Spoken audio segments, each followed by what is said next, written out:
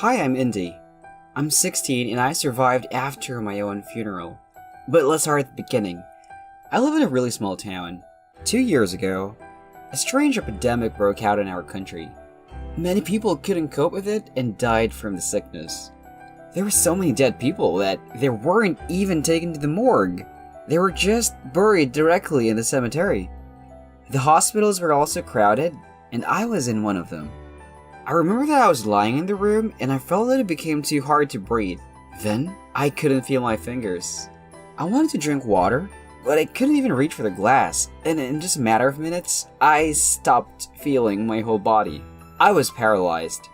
The worst thing is that, although I was very weak, I didn't lose consciousness. I heard clearly how doctors gathered around me. They discussed something and my mom started to cry. Doctors decided that I was dead because I couldn't talk or even give them any sign. I had to powerlessly listen to my own diagnosis. I lay with my face covered in a sheet and I heard that they were trying to calm down my poor mom. Then everything was like in a fog. Everything mixed up in my head. And then my funeral began. My own funeral.